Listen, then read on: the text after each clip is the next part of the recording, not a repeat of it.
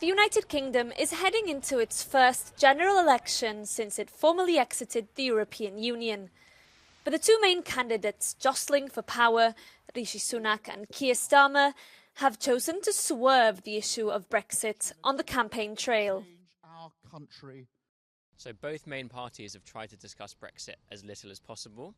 The reason on the Conservative side is that Boris Johnson was elected promising to get Brexit done, but since then voters have been quite disappointed with what has been delivered, so Rishi Sunak doesn't want to draw attention to that on the campaign trail. And for Labour, Keir Starmer of course is trying to win back seats in the Red Wall which voted for Leave in 2016. Labour leader Keir Starmer, on the cusp of power, has said he will reinvigorate the EU-UK ties that have been strained since Brexit, but he has kept details vague and has ruled out joining the EU's single market or customs union or reinstating free movement. Brussels is unlikely to let the UK cherry-pick its way to a better deal. It seems to me that Labour has kind of painted itself into a corner a bit by continually saying, here are three things that we're not going to do. They have limited their room for manoeuvre and they've limited their ability to negotiate a better deal with the EU.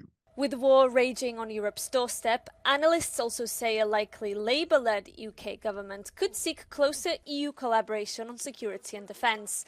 The UK is a key NATO ally and already aligned with the bloc on support for Ukraine, but a more pro-European Labour government could seek to work even closer with Brussels.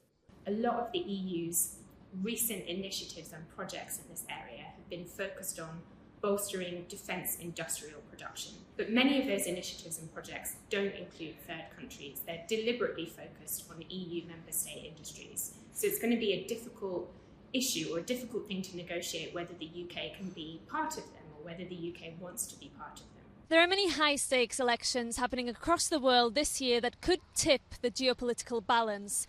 Donald Trump's potential return to the White House could leave Europe more alone in defending itself and propping up Ukraine. But it looks like Brussels will be able to count on a more pro-EU government here in London, and one that will potentially want to work closer on defence and security. Maret Gwyn for Euronews in London.